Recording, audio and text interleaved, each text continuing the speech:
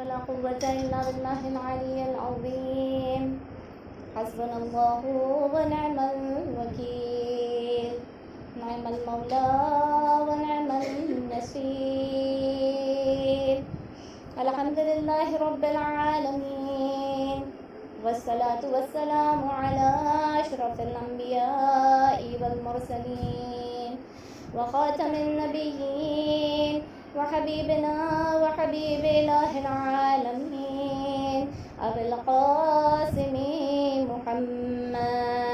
اللهم صل على محمد وآل محمد وعلى آله الطيبين الطاهرين المعصومين المظلومين الغرر الميامين، لا سيما بقية الله في الأرضين وحجته على الخلائق أجمعين، سيدنا ومولانا وصاحب نعمتنا وولي عصرنا مهدي هذه الأمة وطاووس أهل الجنة الحجة بن الحسن العسكري فداه أرواح العالمين.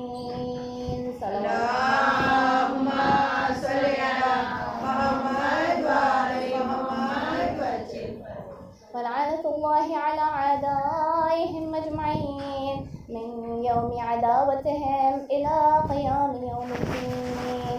بسم الله الرحمن الرحيم. اللهم كن لوليك الحجة بن الحسن صلواتك عليه وعلى آبائه في هذه الساعة وفي كل ساعة وليا وحافظا وقائدا وناصرا ودليلا وعينا حتى تسكنه أرضك طوعا وتمتعه فيها طويلا. اللهم صل على محمد وآل محمد وعجل فرجهم. صلى الله عليك يا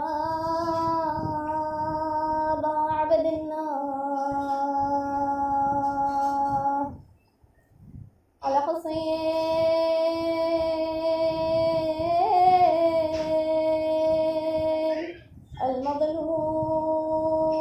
المظلوم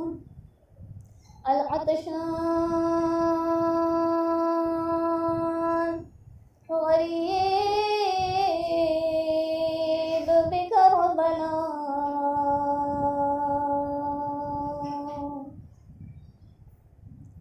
صلى الله عليك يا ابن رسول الله، يا رحمة الله الواسعة، يا باب نجاة الأمة ورحمة الله وبركاته. صلوات اللهم صل على محمد وآل محمد وعجل فرجهم.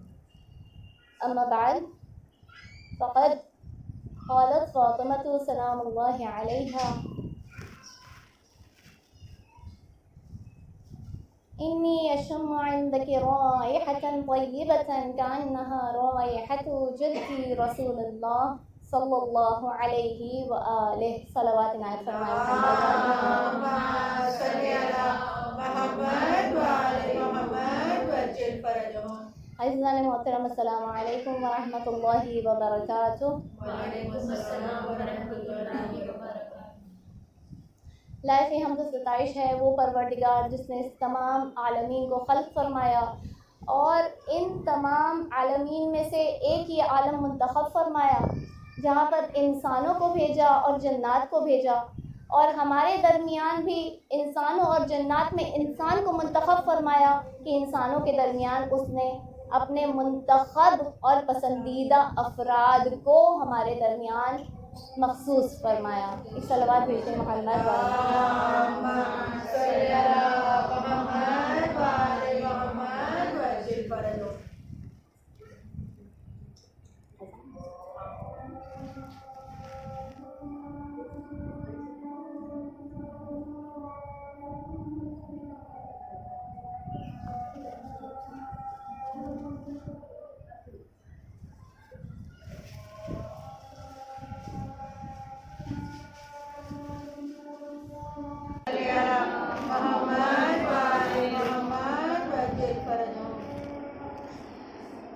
خدا ہے جو کہ دیکھتا بھی ہے اور سنتا بھی ہے، لیکن نہ ان آنکھوں کی مدد سے اور نہ ہی ان کانوں کی مدد سے۔ وہ خداوند عالم ہے، وہ کائنات کا خالق ہے، وہ رب العزت ہے جو خود تمام عالمین کا رب ہے اور جس نے محمد جیسے بندے کو رحمت للعالمین بنا کر بھیجا۔ اللہم صلی علی محمد و آل محمد وعجل فرجهم۔ جو خود اعلیٰ ہے اور اس نے ہمارے لیے علی مرتضیٰ کو امیر المومنین قرار دیا۔ اللہم صلی علی محمد و آل محمد وعجل فرجهم۔ پروردگار سلامت رکھے سراج آپا کو، یہ ہر اس پر صلوات پڑھوا رہی ہیں اور ہر ایک کے اجر میں اضافہ کروا رہی ہیں۔ اللہم صلی علی محمد و آل محمد وعجل جو خود فاطر السماوات والارض ہے اور جس نے فاطمہ جیسی کنیز کو سیدۃ النساء العالمین بنا دیا، جو خود محسن ہے اور اس نے امام حسن جیسا جوانان جنت کا سردار قرار دیا، جو خود قدیم الاحسان ہے اور اس نے امام حسین کو کشتی نجات بنا دیا۔ سبحان اللہ سبحان اللہ۔ عزیزان محترم، جو میں نے آپ کے سامنے فکرہ ذکر کیا، جسے سرنامہ کلام بنایا، ہم سب اس سے بہت اچھی طرح سے واقف ہیں۔ حدیث قصہ کا فکرہ ہے جو کہ خود سیدۃ النساء العالمین سے ہم تک پہنچی ہے، جس میں تمام واقع حدیث قصہ آیت تطہیر کے نزول کا واقعہ درج ہے، اور جس میں بی بی فرما رہی ہیں کہ جب امام حسن اور امام حسین گھر میں داخل ہوئے تو اس وقت انہوں نے فرمایا انی اشم عندک رائحۃ طیبہ، اے مادر گرامی، ہم جو ہے بہت ہی ایسی خوشبو محسوس کر رہے ہیں، ایسی بہترین خوشبو محسوس کر رہے ہیں گویا ہمارے جد رسول اللہ کی خوشبو۔ یہ حدیث قصہ وہ ہے جس میں اماموں کے بھی جملے نقل کیے گئے ہیں، جس میں رسول اللہ کے بھی جملے نقل کیے گئے ہیں، جس میں جبرائیل کا بھی جملہ نقل کیا گیا، جس میں خود اللہ تعالیٰ کا بھی جملہ نقل کیا گیا ہے، جس میں خود بی بی کا بھی جملہ نقل کیا گیا ہے۔ تو یہاں پر یہ امام آ کر اپنی مادر گرامی سے کیا کہہ رہے ہیں کہ ہمیں جو ہے خوشبوئے رسالت محسوس ہو رہی ہے۔ یہ کوئی جسمانی خوشبو نہیں ہے جو فرزند زہرا کو محسوس ہو رہی ہے، یہ کوئی جسمانی خوشبو نہیں ہے جو رسول کے جسم سے آ رہی ہے اور وہ محسوس کر رہے ہیں، لیکن یہ ایک خاص خوشبو ہے جو خوشبوئے نبوت کہلاتی ہے، اور یہ اس سے نتیجہ اس سے یہ اخذ کرتے ہیں کہ یہ وہ معصوم امام ہیں جو صلاحیت رکھتے ہیں کہ خوشبوئے نبوت کو محسوس کر سکیں، اور ہر ایک میں یہ صلاحیت نہیں۔ عزیزان محترم، مولائے متقیان کے سلسلے میں ہمیں ملتا ہے مرحوم سبط حسن جو کہ مورخ رہے ہیں اور جو کافی کتابیں لکھ چکے ہیں، تو واقعہ درج کرتے ہیں کہ جب مکہ فتح کیا گیا تو بتوں کو توڑنے کی باری آئی۔ جب بتوں کو توڑنے کی باری آئی تو رسول اللہ اپنے ساتھ میں مولائے کائنات کو لے گئے، اور ایک مرتبہ مولائے کائنات سے فرمایا کہ اے علی، آپ میرے کاندھوں پر سوار ہو جائیں اور ان بتوں کو توڑ۔ مولائے کائنات نے اسے رسول اللہ کے احترام کے خلاف سمجھا، ان کی شان کے خلاف سمجھا کہ میں رسول اللہ کے کاندھے پر چڑھ جاؤں، بلکہ کیا بہتر نہ ہوگا کہ رسول میرے کاندھوں پر چڑھ کے خود جو ہے اپنے دست مبارک سے ان بتوں کا خاتمہ کریں۔ تو انہوں نے یہی سوال جو ہے رسول اللہ کے حضور میں عرض کیا، یا رسول اللہ، آپ میرے کاندھوں پر چڑھ جائیے اور ان بتوں کو توڑیے۔ رسول اللہ نے ایک تبسم کے ساتھ میں جواب دیا، اے علی، آپ میرے بوجھ کو اٹھا نہ سکیں گے، آپ میرے بوجھ کو اٹھا نہ سکیں گے، آپ رسالت کے بوجھ کو اٹھا نہ سکیں گے۔ تاریخ بتاتی ہے کہ مولائے کائنات نے اصرار کیا اور کوشش بھی کی، لیکن رسول اللہ کے بوجھ کو اٹھا نہیں سکے، اور آخرکار یہی ہوا کہ رسول اللہ کے کاندھوں پر چڑھ کر مولائے کائنات نے بتوں کو توڑا۔ اب اس کے پیچھے پہلو بہت سارے ہوتے ہیں کہ اللہ تعالیٰ علی کے ہی ہاتھوں سے جو ہے ان بتوں کو توڑوانا چاہتا تھا، لیکن میں جس پہلو کی طرف آپ کی توجہ دلانا چاہ رہی ہوں، اچھا، تاریخ میں اہل تسنن کی کتاب میں ہمیں یہ ملتا ہے کہ جب رسول اللہ کو ہجرت کرنے کا حکم آیا اور وہ اپنے بستر پر مولائے کائنات کو سلا کر مکہ سے ہجرت کر گئے، تو اس وقت خلیفہ اول ان کے پیچھے پیچھے چلے۔ جب پیچھے پیچھے چلے تو کانٹوں بھرا راستہ تھا، رسول اللہ کے پاؤں زخمی ہو گئے، رسول اللہ کو چلنے میں دشواری محسوس ہونے لگی۔ تو ان کی تاریخ بتاتی ہے کہ خلیفہ اول نے رسول اللہ کی بارگاہ میں عرض کیا کہ یا رسول اللہ، آپ میرے کاندھوں پر چڑھ جائیں، آپ میرے کاندھوں پر سوار ہو جائیں، میں آپ کو آپ کی منزل تک پہنچا دوں گا۔ اور ان کی تاریخ میں لکھا ہوا ہے کہ خلیفہ اول نے اپنے آپ کو سواری بنایا، رسول اللہ سوار ہوئے اور رسول اللہ کو انہوں نے غار حرا تک پہنچا دیا، غار ثور تک پہنچا دیا۔ تو یہاں پر سوال یہ کھڑا کرتے ہیں کہ اگر مولائے کائنات علی مرتضیٰ سے، اگر مولائے کائنات خلیفہ اول سے بہتر تھے تو وہ رسول اللہ کے بوجھ کو کیوں نہ اٹھا سکے، اور خلیفہ اول نے کیسے رسول اللہ کے بوجھ کو اٹھا لیا؟ تو عام مثال کے ذریعے سے اس جواب کو واضح کریں کہ جب آپ سورج دن میں نکلتا ہے، دن دہاڑے جب سورج نکلتا ہے، آپ اس کے سامنے جا کر کھڑے ہو جائیں اور اپنی ہتھیلی کو سورج کے سامنے کر دیں۔ کیا آپ ہتھیلی کو سورج کے سامنے رکھ سکیں گے؟ آپ رکھ سکیں گے۔ آپ اپنے سینے کو اس کے سامنے چوڑا کر دیں، سینہ ٹھہر سکے گا؟ ٹھہر سکے گا۔ آپ اپنے پاؤں رکھ دیں، جو آپ کا عضو ہے بدن کا، جو عضو ہے جسم کا، اس کے سامنے رکھ دیں، وہ وہاں ٹھہر جائے گا۔ لیکن ایک مرتبہ ذرا اپنی نظروں کو اٹھا کر سورج کے سامنے اپنی نظروں کو ملانے کی کوشش کریں، کیا یہ آنکھیں سورج کی اس روشنی کو برداشت کر سکیں گی؟ کیا ہوگا؟ فوراً آنکھیں چوندھیا جائیں گی اور نظریں جھک جائیں گی۔ تو یہاں کیا ہوا؟ کیا معاملہ ہوا؟ یہاں پر ہم دیکھ رہے ہیں کہ جو ہماری آنکھیں ہیں اس میں سورج کے نور کا ایک جز موجود ہے، جس میں سورج کے نور کا ایک جز موجود ہے۔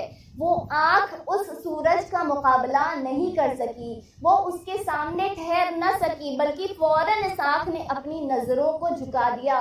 تو معلوم یہ ہوا کہ جس میں جس چیز کا جز موجود ہوتا ہے وہ اسے اپنے سے عظیم جان کر اس کے سامنے جھک جایا کرتا ہے اور اس کے بوجھ کو اٹھا نہیں سکتا۔ خلیفہ اول میں نور نبوت نہیں تھا، لہٰذا انہوں نے، اگر یہ بات سچ ہے تو انہوں نے رسول کو اپنے دوش پر سوار کر لیا، لیکن علی مرتضیٰ اس شخص کا نام ہے جس میں نور نبوت موجود تھا، لیکن رسول اللہ سے بہتر اس عالم میں کوئی نہیں، لہٰذا جب ایک نور نے اپنے عظیم نور کو اپنے اوپر سوار کرنا چاہا تو وہ اس کے بوجھ کو اٹھا نہ سکا، بلکہ اس نور نبوت کے سامنے اپنے آپ کو جھکا دیا۔ صلوات بھیجتے محمد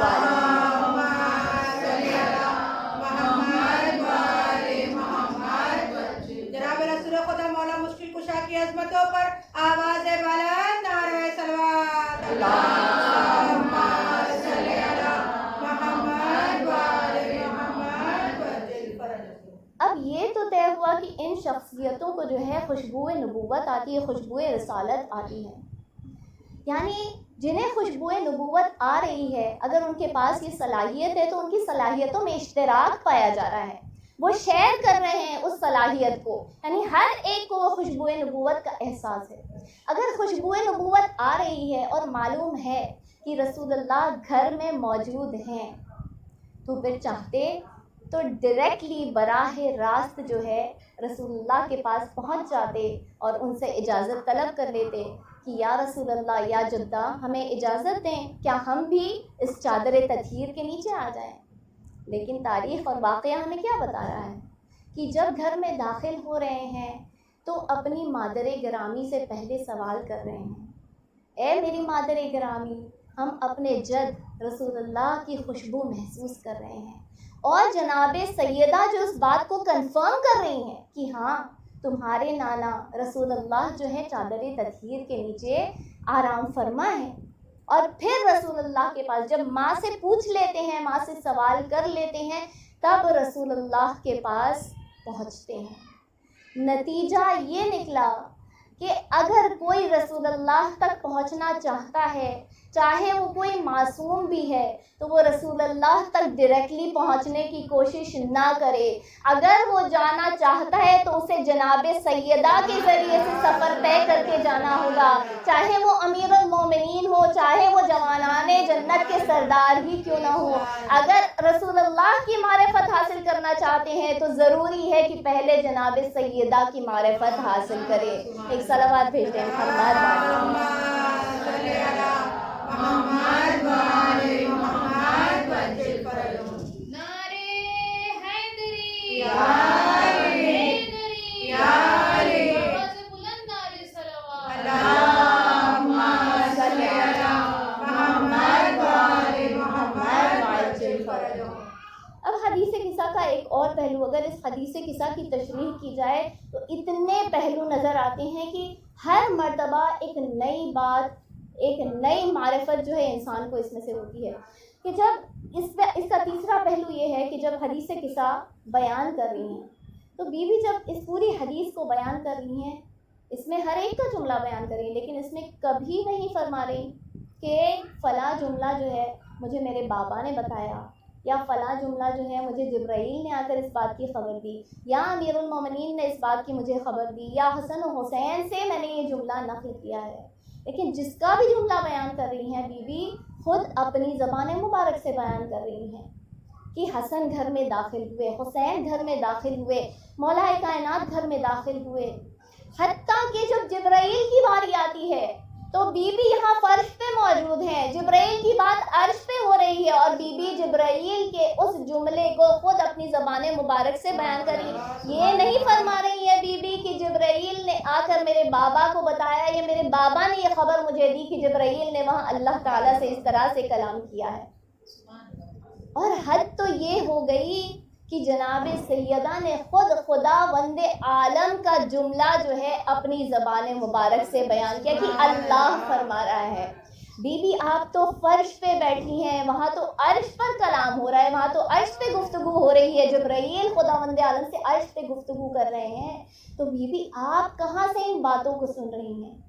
جو فرش پر بیٹھ کر عرش کی باتوں کو سن سکے اور حکمرانی کر سکے اسے کائنات کی شہزادی کہا. یہ بیوی وہ ہیں جسے محدثہ کہا جاتا ہے. محدثہ کون؟ جب امام علی نقی علیہ السلام سے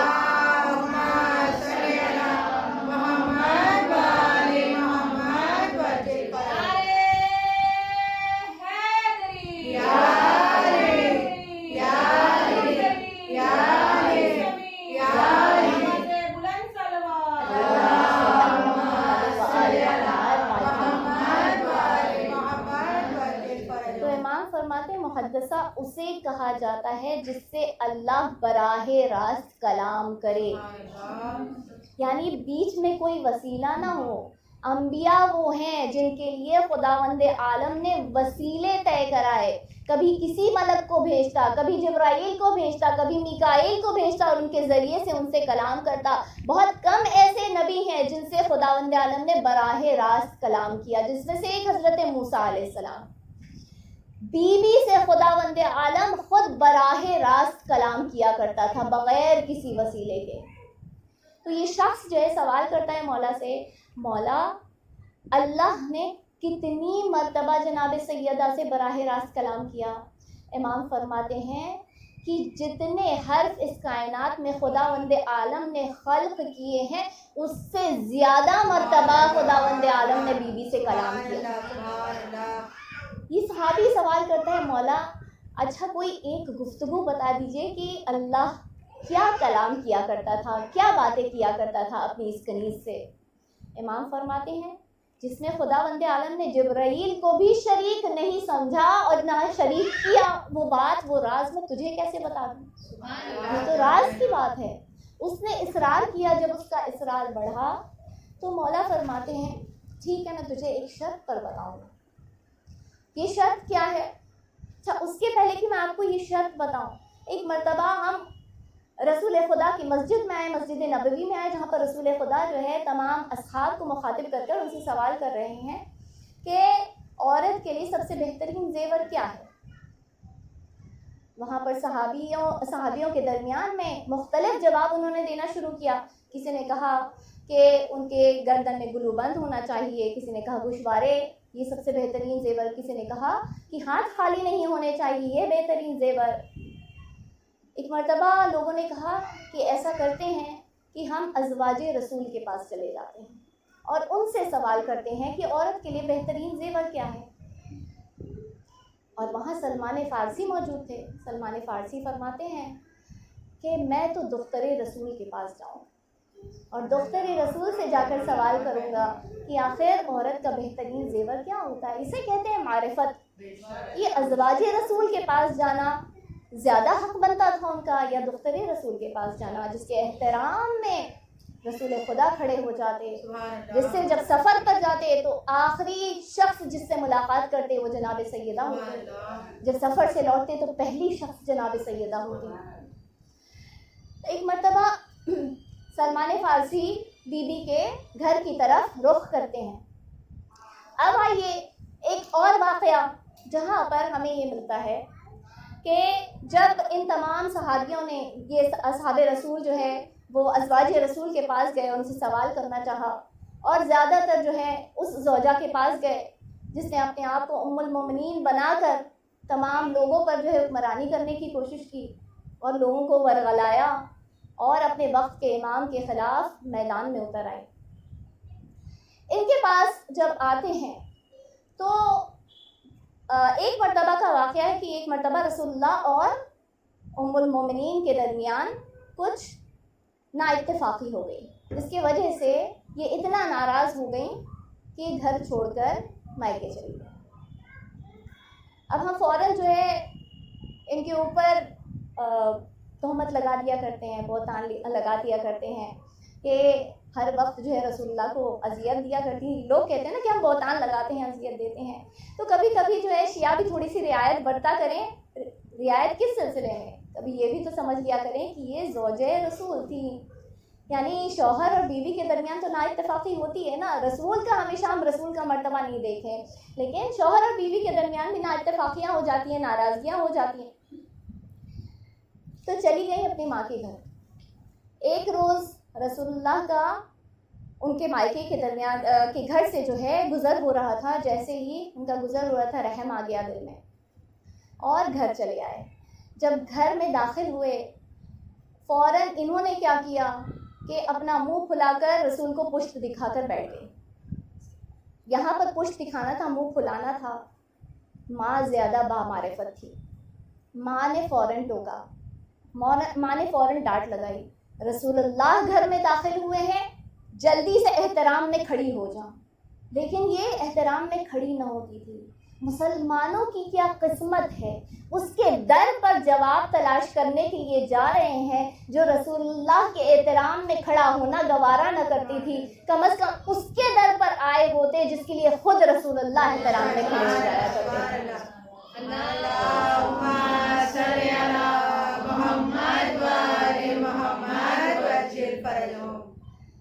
اب یہاں پر سلمان فارسی دختر رسول کے گھر پہنچتے ہیں.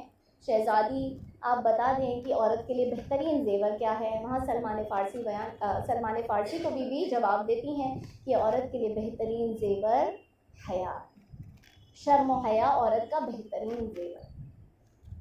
شہزادی آپ کا بہت شکریہ کہ آپ نے ہمیں بتا دیا کہ خواتین کا بہترین زیور کیا ہوا کرتا ہے، ورنہ مستورات کے اتنے مسائل ہوا کرتے ہیں کہ جب بچپنا ہوتا ہے اور اگر زیور جو ہے زیبتن کرنے لگے، میک اپ کرنے لگے تو لوگ فوراً ڈانٹ دیا کرتے ہیں ابھی چھوٹی ہو، چھوٹی بن کے رہو.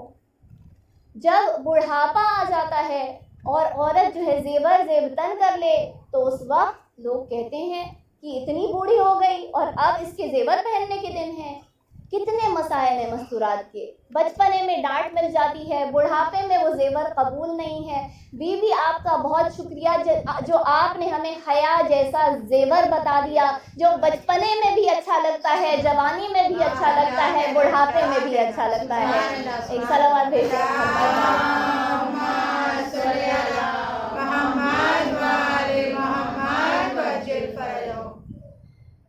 خدا نہ کرے کہ کسی عورت کے پاس حیا والا زیور نہ ہو کہ جب بچپنے کا عالم ہو تو گڑیوں کے ساتھ کھیلتی رہے، بھری جوانی میں اپنے شوہر رسول کا احترام نہ کرے اور بات بات پر ان کی مخالفت کرے، اور جب بوڑھی ہو جائے تو رسول کے جانشین کے خلاف میدان جنگ میں اتر آئے۔ سبحان اللہ۔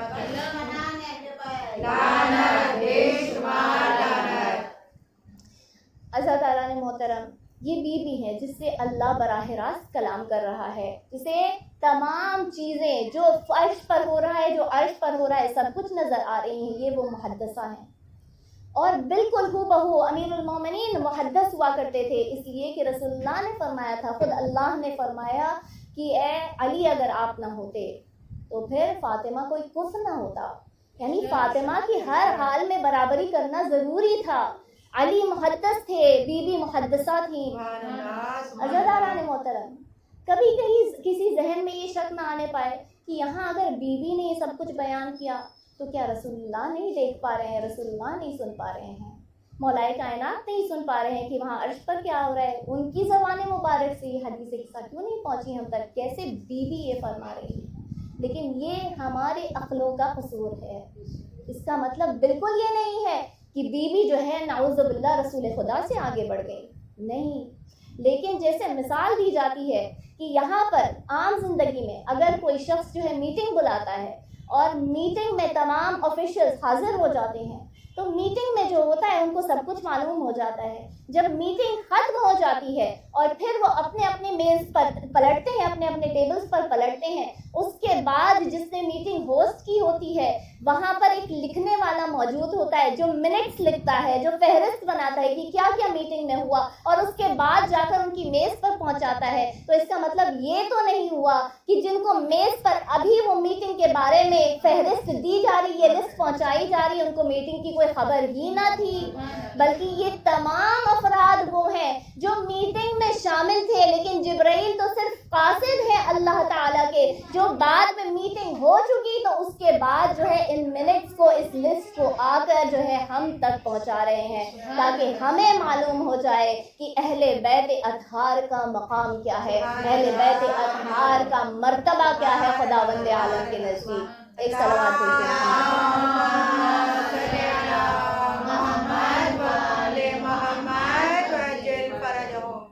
عزیزان محترم، یہ وہ بیوی ہیں جس کو رسول خدا نے ایک کنیز ہبہ کی تھی، اور جب یہ کنیز ہبہ کی تھی وہ فتح مکہ کا وقت تھا، یعنی کہ جناب فضہ بیوی کے ساتھ زیادہ عرصے نہیں رہ پائے، مشکل سے 2.5 سال جو ہے جناب فضہ بیوی کی خدمت گزار رہی۔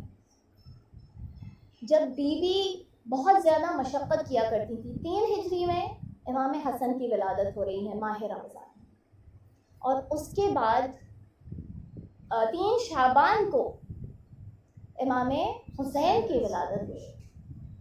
یہاں پر 11 مہینے کا بھی فرق نہیں ہے، 15 ماہ رمضان 3 شعبان، 11 مہینے کا بھی فرق نہیں ہے ان 2 ولادتوں کے درمیان۔ اتنے میں اس تاریخ کے ان لمحات کی طرف پلٹیے جہاں پر آج کی طرح کی نہ ٹیکنالوجی ہے، نہ گیجٹس ہیں، نہ مشینیں ہیں۔ بیوی سارے کام اپنے ہاتھوں سے کر رہی ہیں، سارے کام اپنے ہاتھوں سے انجام دے رہی ہیں، پانی بھر کر لانا، تمام مدینہ کے فقراء کے لیے روٹیاں اپنے ہاتھوں سے پکانا، آٹا اپنے ہاتھوں سے پیسنا، گیہوں کا پیسنا، اور ساتھ میں امام حسن اور امام حسین کی غذا اور دودھ کا انتظام کرنا۔ آسان کام ہے؟ آسان بالکل نہیں ہے۔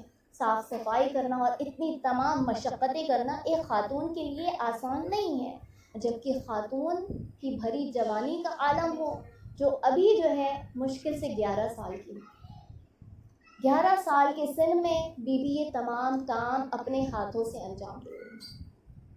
ایک مرتبہ مولائے کائنات نے مشورہ بھی دیا بیوی کو کہ آپ اپنے والد بزرگوار سے کسی کنیز کا مطالبہ کیوں نہیں کرتے؟ ہر ایک کو رسول عطا کرتے ہیں، آپ تو ان کی میوہ جگر ہیں، ان کا میوہ قلب ہیں، تو آپ کو بھی ضرور بضرور عطا فرمائیں گے۔ بیوی جاتی ہیں لیکن شرم و حیا کے وجہ سے شرم و حیا کے سبب سوال نہیں کر پاتی، دوبارہ مولائے کائنات کے ساتھ جاتی ہیں تو رسول اللہ کیا فرماتے ہیں؟ کیا میں تمہیں اس دنیا اور آخرت کی تمام چیزوں سے بہتر کوئی چیز نہ عطا کروں، ایک کنیز سے کوئی بہتر چیز نہ عطا کروں؟ اور پھر رسول اللہ انہیں وہ تسبیح عطا فرماتے ہیں جو تسبیح رسول نہیں، تسبیح محمد نہیں، لیکن تسبیح فاطمہ کے نام سے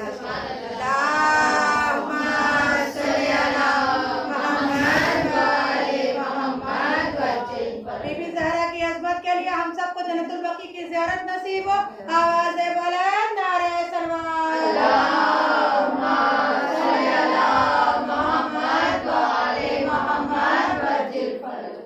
لیکن جب فتح مکہ ہوتی ہے اور رسول اللہ لوگوں کو تقسیم کر رہے ہوتے ہیں، اس وقت جناب فضہ کو بیوی کو ہبا کرتے ہیں، لیکن ساتھ میں نصیحت کرتے ہیں، اے سیدہ میں آپ کو فضہ عطا کر رہا ہوں، لیکن اس میں آپ کے کچھ حقوق ہیں اور فضہ کے کچھ حقوق ہیں. ایک دن یہ کام کریں گی، ایک دن آپ کام کریں گی.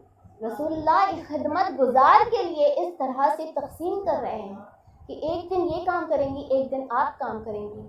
آپ کو یہ حق بنتا ہے کہ جو آپ کے آرام کا دن ہے آپ وہ اسے دے دیں اور خود اس روز جو ہے کام کرتی رہیں، لیکن آپ کو یہ حق نہیں بنتا کہ اس کے آرام کا دن جو ہے آپ لے لیں اور اسے کام پر لگا دیں. کتنا بڑا درس رسول اللہ نے ہمیں دیا. آج اپنے خادموں کے ساتھ میں، آج اپنے سرونٹس کے سامنے، اپنے ڈومیسٹک ہیلپ کے سامنے، اپنی میڈس کے ساتھ ہمیں کس طرح کا رویہ رکھنا چاہیے؟ رسول خدا جو ملکہ جہاں ہے اسے جو کہہ رہے تم ایک روز کام کرو گی، ایک روز فضہ کام کرو گی. تاریخ میں ہمیں زیادہ تو نہیں ملتا کہ بی بی نے کیسے اپنے دن گزارے، لیکن یہ ضرور سمجھ میں آتا ہے کہ بی بی نے بڑی پابندی سے اس بات کے اوپر عمل کیا، اس لیے کہ تاریخ بتاتی ہے کہ جو بی بی کے وصال کا دن تھا اس روز بی بی نے تمام گھر کی صفائی کی، امام حسن اور امام حسین کو نہلایا دھلایا. اس زخمی حالت میں جہاں پسلیاں ٹوٹ چکی تھیں انہوں نے اتنی پابندی کے ساتھ اس پر عمل کیا کہ اتنے درد اور تکلیف کو سہنے کے باوجود جناب فضہ کو کام کرنے کی اجازت نہ دی. اپنے کام کے دن جناب فضہ سے نہیں کہا کہ تم ان کاموں کو کر لے. ہاں زہرا نے محترم، آپ کی آوازیں بلند ہو چکی ہیں، آپ کی آنکھوں سے اشک جاری ہوئے. یہ وہ ایام ہیں جنہیں آخری ایام نہ سمجھیں. یہ ایام عزا کے ختم ہونے کے دن نہیں ہیں، بلکہ ابھی تو مصائب کا آغاز ہوا ہے. جو رحلت رسول ہوئی اور اس کے بعد 3 دن کے اندر جو اہل بیت کے گھرانے سے لوگوں نے منہ موڑا اور تاریخ نے اس گھر کو نظر آتش ہوئے دیکھا، جس گھر پر رسول خدا آئے تھے تطہیر کے نازل ہونے کے بعد کبھی سلمان کو داہنی جانب، کبھی ابو ذر کو بائیں جانب لے کر فجر کی نماز کے پہلے اس در پر آتے اور رسول اللہ اس در کی طرف اشارہ کرتے ہوئے سلام کرتے، السلام علیکم یا اہل بیت النبوہ ومعدن الرسالہ ومختلف الملائکہ. ہم رسول سے سوال کریں گے، یا رسول اللہ آپ در اہل بیت پر آ رہے ہیں، آپ اس گھر پر آ رہے ہیں جس میں آیت تطہیر نازل ہوئی، یا رسول اللہ آپ سلام کر رہے ہیں، لوگ سن رہے ہیں، لیکن آخر یہ اشارے کر کر کے سلام کرنے کا کیا مطلب؟ بعید نہیں کہ رسول اللہ ہمیں جواب دے، دیکھو خبردار میری رحلت کے بعد اس در پہ نہ آنا، آگ اور لکڑیاں لے کر یہاں پر جمع نہ ہونا، اسے نظر آتش کرنے کی کوشش نہ کرنا. اجرکم علی اللہ.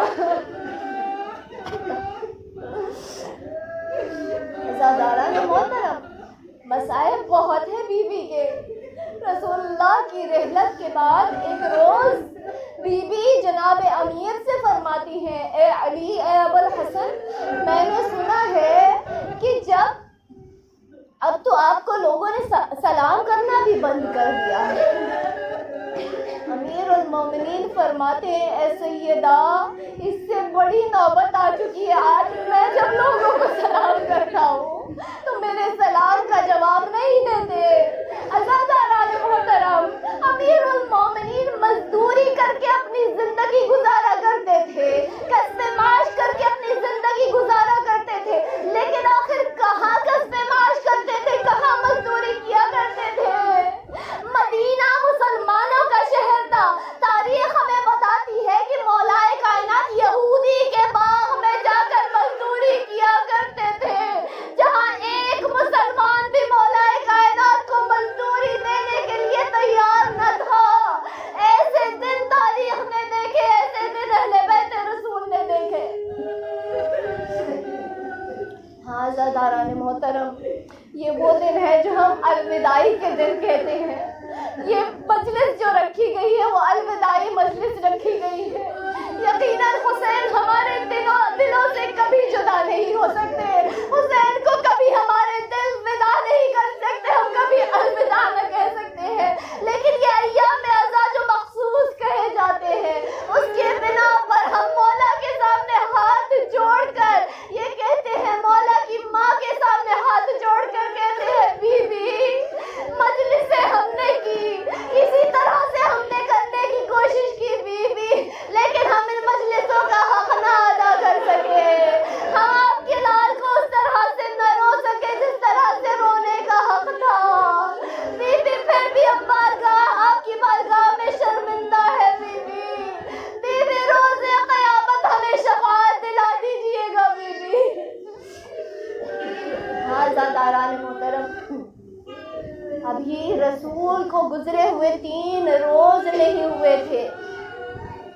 ابن ابی کعب کہتا ہے کہ میں نے کیا دیکھا کہ مدینے کی گلیوں میں ایک ہجوم ہے، گھڑ سوار مدینے میں چلے آ رہے ہیں۔ کہتا ہے کہ میں نے ایک شخص سے سوال کیا، کیا کوئی جنگ چھڑ گئی ہے مدینہ کے اندر کہ اتنے گھڑ سوار چلے آ رہے ہیں؟ لوگوں نے کہا، تو نے نہیں سنا، لوگ آگ اور لکڑی لے کر در بطول پر جمع ہو چکے ہیں، گھڑ سوار بلائے جا رہے ہیں، تازیانہ ہوا میں لہرا رہے ہیں، در بطول پر علی کو بیعت کرانے کا سوال کر رہے ہیں۔ محلے والے کیا دیکھتے ہیں؟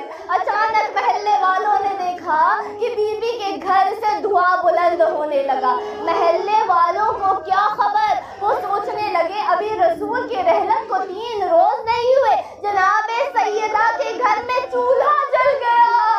ارے اس امت کو کیا معلوم کہ خلیفہ وقت نے آگ اور لکڑیوں کا حکم دیا ہے۔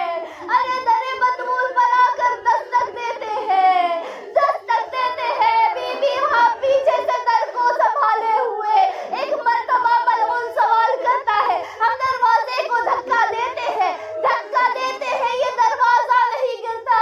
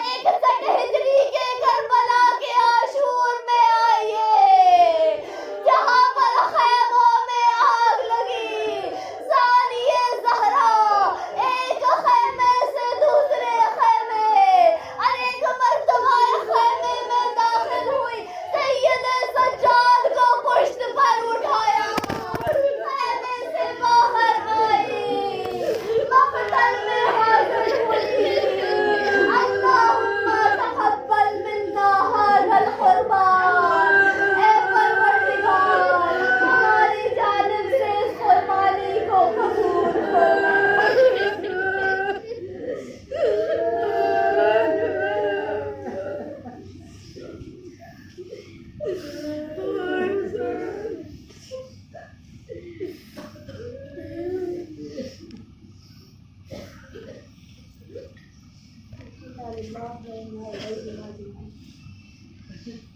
لعنة الله على القوم الظالمين.